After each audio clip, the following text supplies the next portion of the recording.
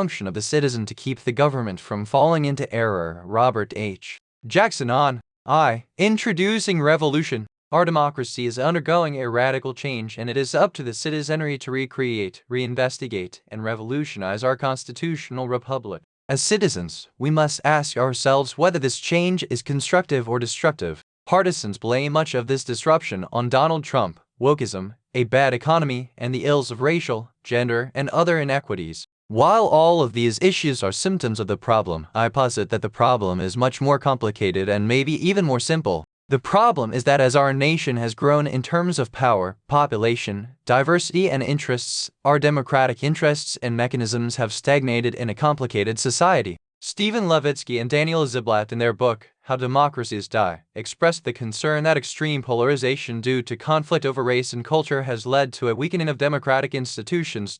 In this essay, I will use the works of political philosophers to address the infringements that have deteriorated our democratic foundation and hopefully offer solutions that will challenge our democratic system to both preserve and modernize our revolutionary democracy for the better. In addition, I will discuss the philosophical history of liberty. Locke, in his work Two Treatises of Government, discusses the last age of political thought. In this last age, a generation of men has sprung up amongst us that would flatter princes with an opinion that they have divine right to absolute power, let the laws by which they are constituted and are to govern, and the conditions under which they enter upon their authority, be what they will. To make way for this doctrine, they have denied mankind a right to natural freedom.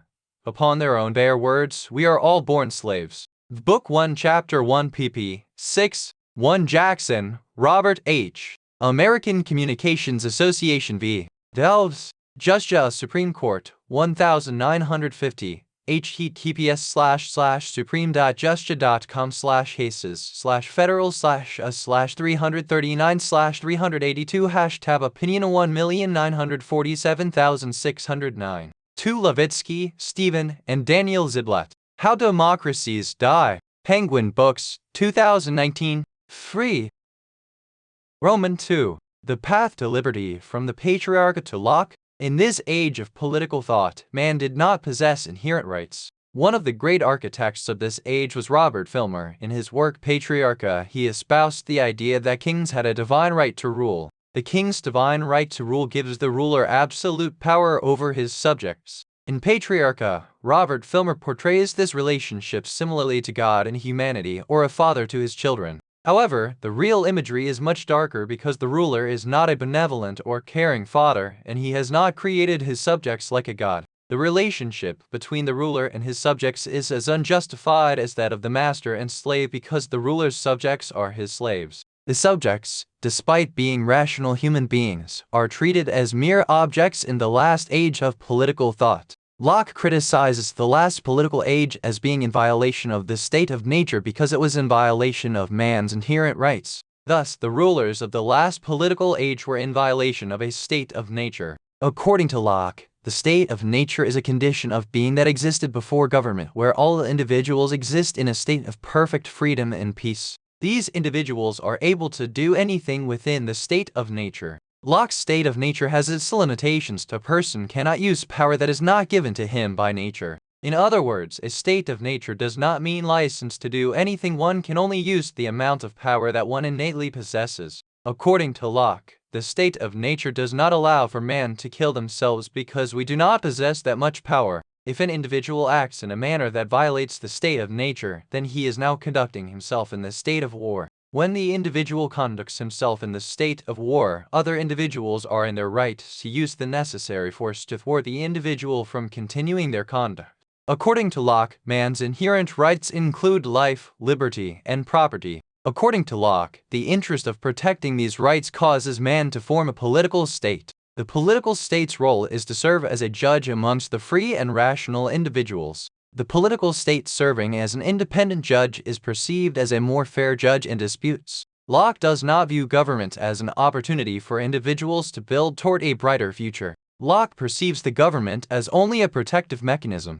The American revolutionaries were inspired by Locke's second treatise of government. These revolutionaries perceived the monarchy as engaging in a state of war because of their inherent right to property, because they were being taxed without representation of the state. In addition, The absolute power the British monarchy had over the colonies was another action that was in violation of the state of nature because the monarchy possessed more power than was given to them. The monarchy possessing absolute power over rational individuals was in direct violation of their inherent rights. Thus, the revolutionaries were engaged in a just war when they sought independence from the British Empire. Roman 3. The Bill of Rights. When the majority becomes tyrannical. In Akhil Amr's Bill of Rights, Amr argues that the Bill of Rights is not merely about protecting individual liberties from the government, a conception that could be logically extended from the work of Locke, but that the Bill of Rights also provides a much broader ideological framework than what was conceived by Locke. Locke perceived the government as merely a judge that prevented individuals from being trampled by the state.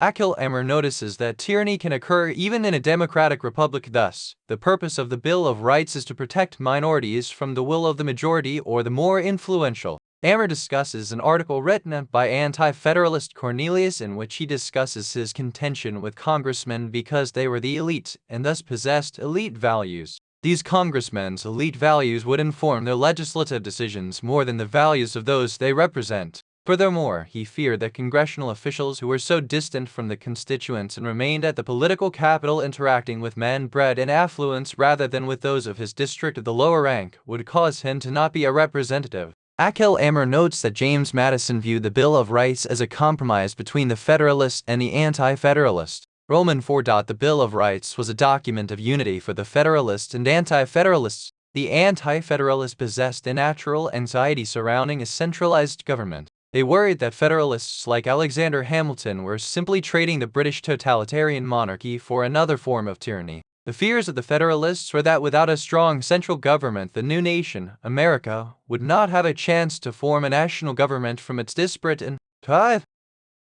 culturally/racially diverse colonies. The Federalists sought to form a national identity through developing institutions such as a national bank to create order for the newly liberated nation. I want to note that both fears possessed value. Hamilton, despite being a revolutionary, thought Washington should become King of America. Washington thought that would be inappropriate and could result in their new government falling into the totalitarianism that led to their conflict with the British monarchy. The Anti-Federalists prevented the Americas from retreating back into a monarchy. However, the Federalists did not want the new nation to fall into anarchy. The colonies possessed extremely different cultures. The South created its wealth through an agrarian economy built predominantly by indentured servants and slaves, and the North was predominantly a manufacturing and merchant economy. There were a myriad of religions and Judeo-Christian sects. The Northern Quakers were opposed to the growing populations of slaves in the American South. The Federalists realized the importance of a centralized government to combat the disparate visions of our rapidly growing democracy.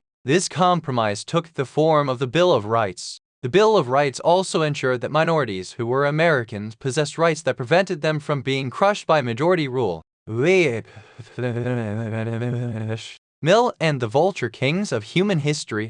John Stuart Mill, in the introduction of his work on liberty, develops a framework for the reader to think about the elusive term liberty and to examine the relationship between authority and liberty. Mill discusses the origin of authoritarianism as being founded within the imagery of the authoritarian as a vulture. 3. He refers to the king or authoritarian figure as the king of vultures in this metaphor. The people tolerate the vulture because this flying carcass devourer protects them from outsiders and sometimes even themselves. The people tolerate the loss of their own rights because they believe that the vulture will never turn on them because they are of the same flock. The spark of liberty was lit by people who realized that this belief was naive. As Lord Acton once said, power tends to corrupt. An absolute. 3. Mill, John Stuart. On Liberty. Dover Publications, 2002. Zeus.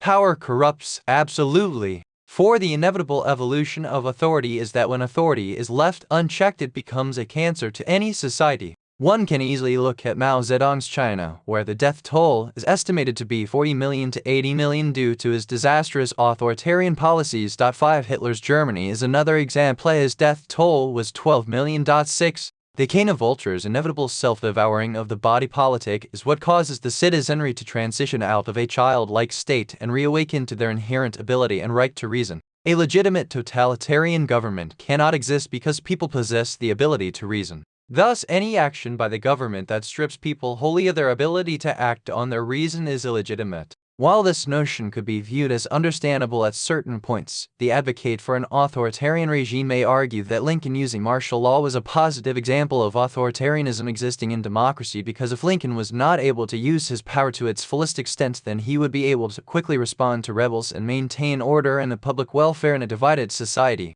The greatness of Lincoln, according to the tolerant authoritarian, is founded in his consequentialist thinking. For the Constitution, in their summation, is a device that simply tells us what we should merely aspire to, but while the Constitution is not divinely inspired, it is one of the best tools that we have to combat against vulture kings. Lincoln used his expansive powers for the greater good of the public, and as John Dewey will discuss, government expansion can protect individual liberty. I still worry about the slippery slope of the end justifying the means. I have no answer, but I must admit that I am a person of deep concern on the expansion of authoritarianism in a democracy whose fundamental principle is a respect of private rights. We must constantly remind our fellow citizens to believe that authoritarianism that is based upon the will of a few good men is ultimately dangerous for our democracy. For Acton, John Emerich Edward Dalberg Acton, Baron. Letter to Bishop Mandel Creighton. Free APRA. 1887. The Acton Institute.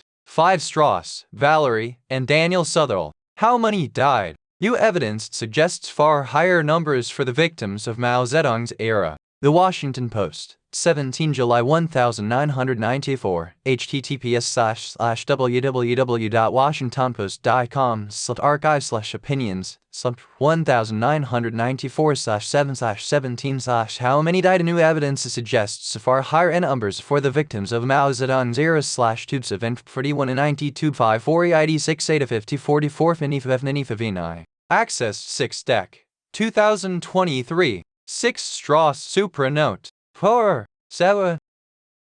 Roman 6. Liberalism as tool to enhance democracy for the minority. John Dewey's sentiment on liberty is strong. He states, liberalism is long accustomed to long onslaught by those who oppose social change. 7. Liberalism, according to Dewey, is founded on the philosophy of individualism in its opposition to organized social action. 8. Dewey articulates that the primacy of early liberalism is individual liberty, which is then based on moral authority, that every individual is capable of reason. So if there is a government by which an individual chooses to submit himself to, then the government should utilize its authority to ensure that the individual's reason was protected, because this was an individual's natural endowment. Later liberalism persisted with the antagonistic relationship between the individual, but it was now against organized society, the state.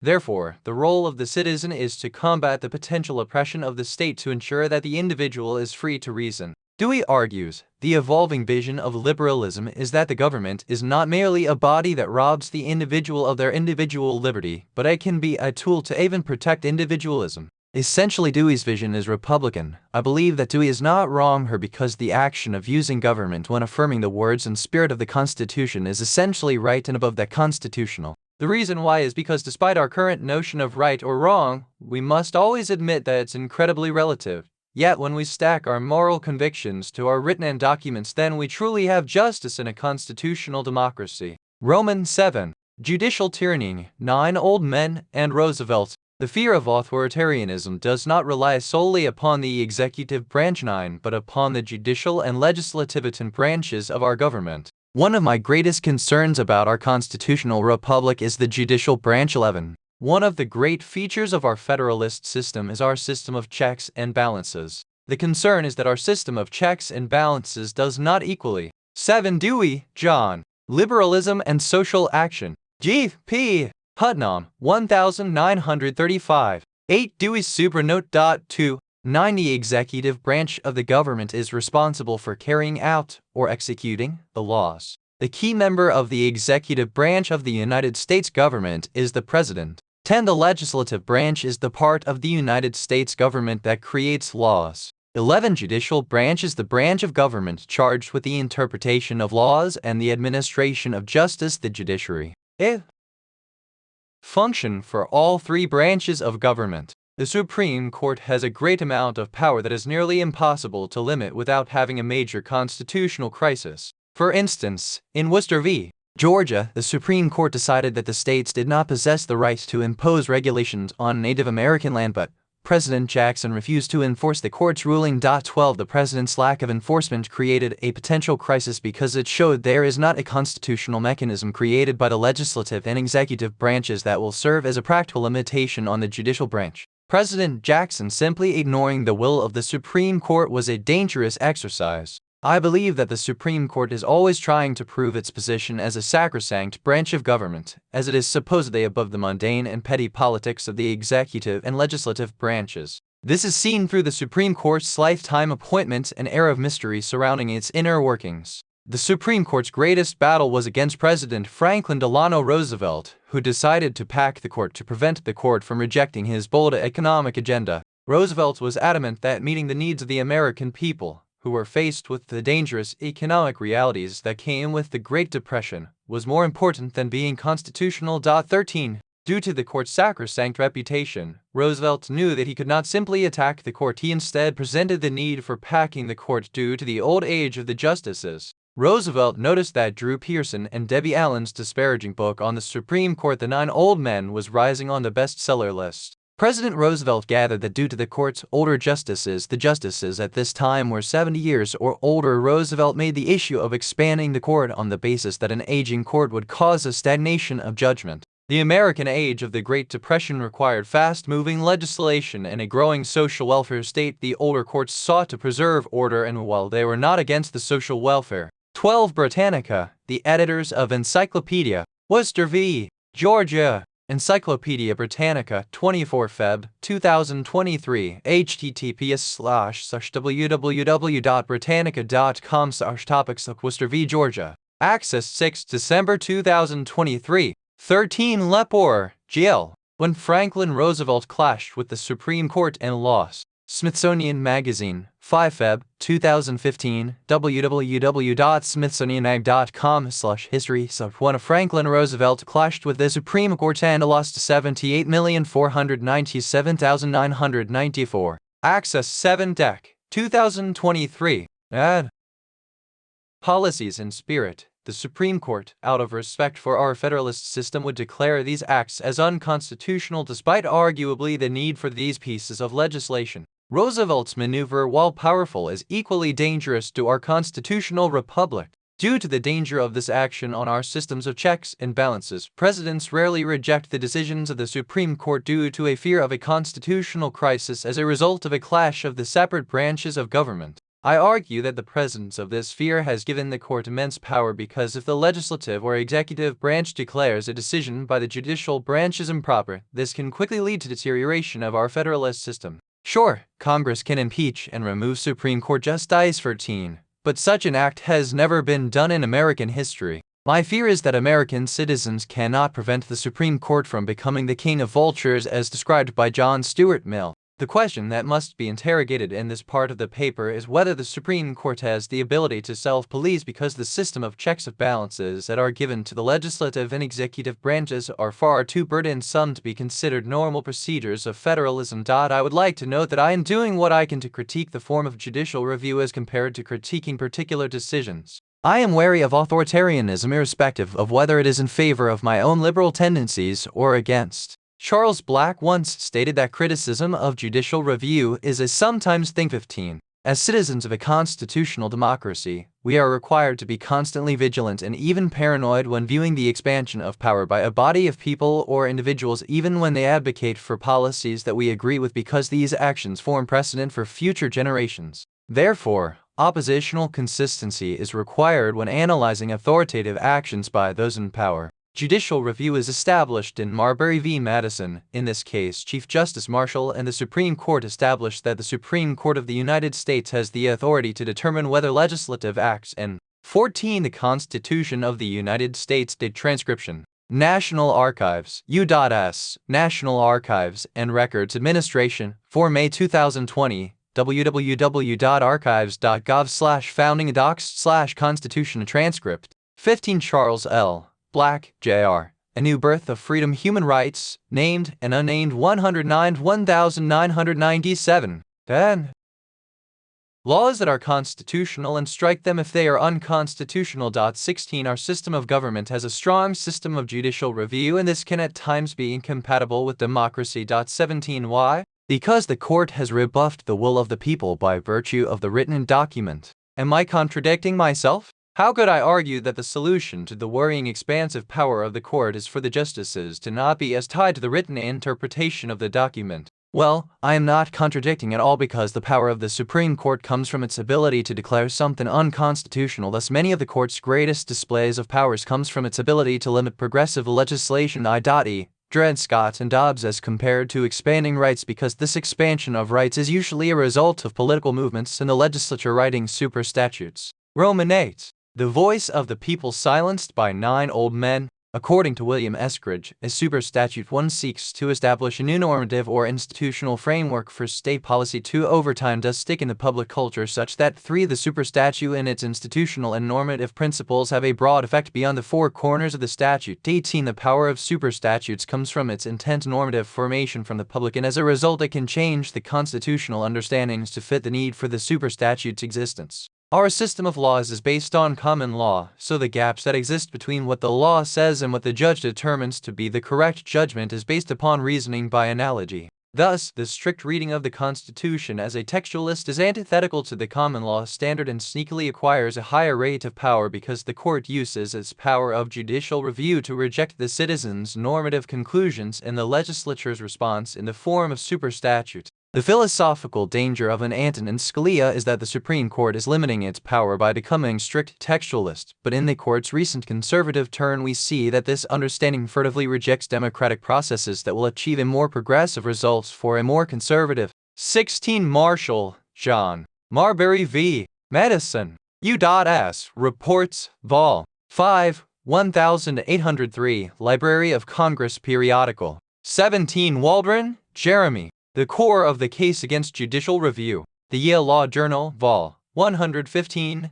No. 6, 2006, pp. 1346-1406, 1. Accessed 18 Dec. 2021. 18 Eskridge, William N., Jr., and John Farragon. Super Statutes of America's Statutory Constitution. Revised Prospectus, April 2007. 11.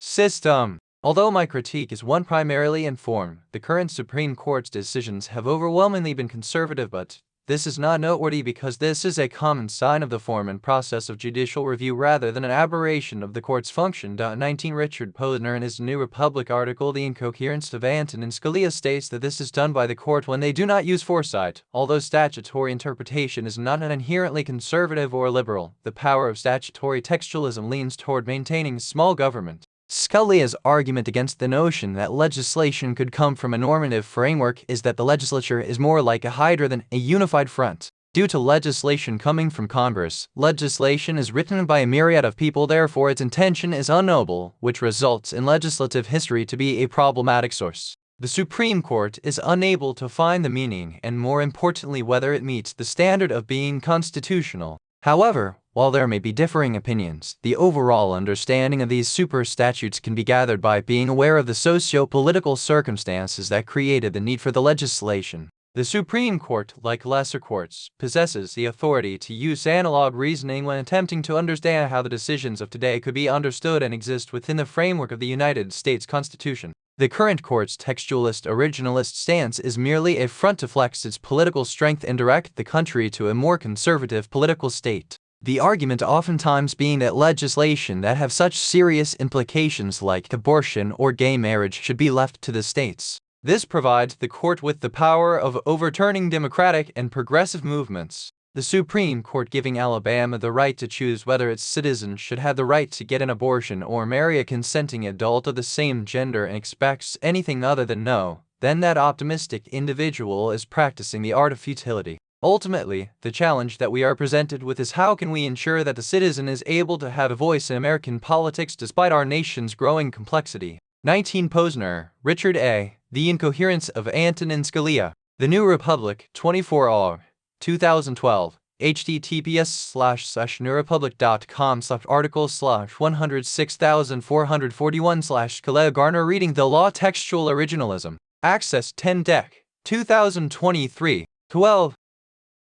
Roman 9. A lack of democratic adaptation to complexity. Our nation's challenges have grown so much more complex that we have now developed a need for administrative agencies. An administrative agency is a government body that is authorized to implement legislative directives by developing more precise and technical rules than what is possible in a legislative setting. 20 Sunstein asks whether Congress may delegate open-ended discretionary power to the executive branch. 21 Critics of administrative agencies mention the non-delegation doctrine. This doctrine is a principle in administrative and constitutional law that prevents Congress from delegating its legislative powers or lawmaking ability to other entities, such as administrative agencies, and this doctrine is based on the notion that three branches of government cannot delegate an ability that the U.S. Constitution has solely delegated to that particular branch. 22 The courts have been relatively lenient because as our society grows and our challenges become more complicated, it is unlikely that our body of representatives will be able to solely create the solutions necessary to solve some of our greatest problems. Rather, they can be informed by the public about the issues that are presented before us.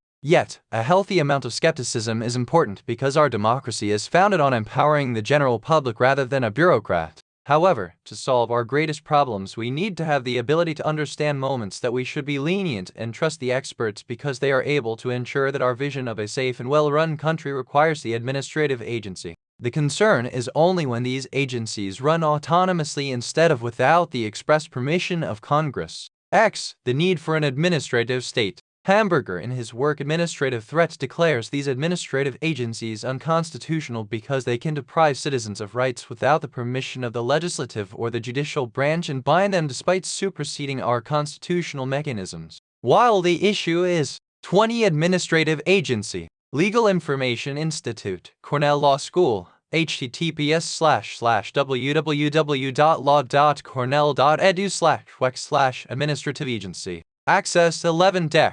2023. 21 Sunstein, Cass R. Does Evidence Matter? Originalism and the Separation of Powers. SSRN 26 September 2023. 22 Non-Delegation Doctrine. Legal Information Institute, Cornell Law School. 1. Access 11 Dec. 2023. 13. Interesting, the need for the public to have their needs met in a more complicated society and the flexibility of our Constitution leaves this argument to be a bit unconvincing. He likens the efficiency of the administrative state to King James I proclamations. The only issue here is that these administrative agencies' power is not independent. It is completely and utterly informed by the needs of Congress. In essence, a better model to view the relationship between Congress and the administrative agency is more like a tech CEO and a computer programmer in that the CEO has a vision for a given app, but due to their lack of technical skill to implement their vision, they hire the computer programmer to solve it and make their vision a reality. No one would say that the app is the intellectual property of the employee, but it's rather a vision of the CEO. Similarly, the improvement is rarely considered the product of the bureaucracy but the vision of Congress. This framework is likely the reason that the courts have been so lenient with administrative agencies. In J.W. Hampton v. United States, the Supreme Court gave Congress the ability to delegate as long as they gave the agency an intelligible principle. 23. Roman 11. American democracy's present state. American democracy does not work as well as it once did because the values that are supposed to undergird our democratic institutions have been eroded. This process of erosion has been long occurring as a result of neoliberalism, class warfare, and racial injustice. The influence of greed and its pernicious symptom fear has eroded our institutions as well. Neoliberalism refers to a set of recurring claims made by policymakers, advocates, and scholars in the ongoing contest between the imperatives of market economies and non-market values grounded in the requirements of democracy. Neoliberal claims pursue the free market interests over the democratic interest of these institutions. Neoliberalism policy is guided by the interest of market expansion even at the risk of democratic interest. 24. The motivation that drives the neoliberal is the belief that the free market can advance public welfare. In defense of the spread of capitalism due to neoliberal policies, the fastest decline of extreme poverty due to the spread of 23 J.W. Hampton v. United States, 276 U.S. 394 1928. 24 Gruel, David Singh, and Jedediah Purdy. Introduction Law and Neoliberalism. Law and Contemporary Problems, Vol.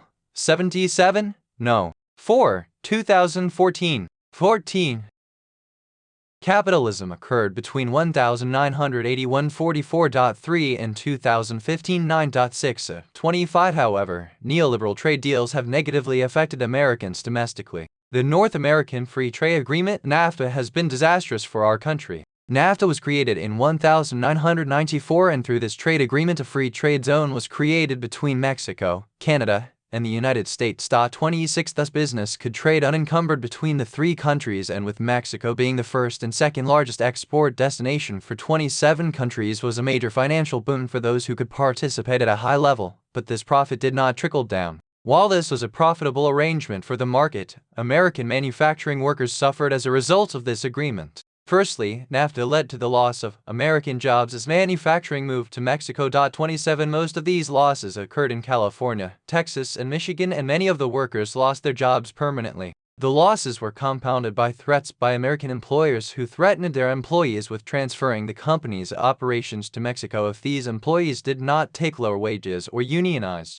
Americans' loss of employment due to bad neoliberal policies like NAFTA has caused culture wars against Americans in countries like Mexico or China. Sometimes this conflict has included migrants from these countries who live in the U.S. or Americans targeting other Americans who are ethnically diverse. These trade deals have hurt the American economy, and with less job opportunities comes more of a tribal relationship between citizens and growing tension with other countries because Americans who have lost their jobs to these neoliberal policies blame the foreigner who will work more for less pay. Economic anxieties and racial tensions often coincide. In Dr. Martin Luther King's speech, The Three Evils of Society, the Reverend provides a biting critique of capitalism that can easily be a critique of neoliberal policy. 25. Zeitman, Rainer. Anyone who doesn't know the following facts about capitalism should learn them. Forbes, 27 July 2020. 26. U.S. Department of Commerce, International Trade Administration, North American Free Trade Agreement (NAFTA). Trade.gov, 2020. https://www.trade.gov/North American Free Trade Agreement (NAFTA). Access 12 Dec. 2023. 27. Scott, Robert E. NAFTA's Impact on U.S. Workers. Economic Policy Institute, 9 Dec. 2013. 1. Access 12 Dec. 2023. 15. Again, we have diluted ourselves into believing the myth that capitalism grew and prospered out of the Protestant ethic of hard work and sacrifice. The fact is that capitalism was built on the exploitation and suffering of black slaves and continues to thrive on the exploitation of the poor, both black and white, both here and abroad. If Negroes and poor whites do not participate in the free flow of wealth within our economy, they will forever be poor, giving their energies, their talents, and their limited funds to the consumer market but reaping few benefits and services in return. The way to end poverty is to end the exploitation of the poor, ensure them a fair share of the government services and the nation's resources. 28. Our democracy is fragile both in form and within our social order. The greatest solution to heal our plagued democracy is realizing that we are in a constant battle against vultures both in the government and within the free market. Our constitutional republic will only survive if we strive to be more responsible, thoughtful, and just. We will achieve this through constant regulation of power irrespective of its origin. Citizenship requires both paranoia against tyranny and a vision of a more revolutionary democracy.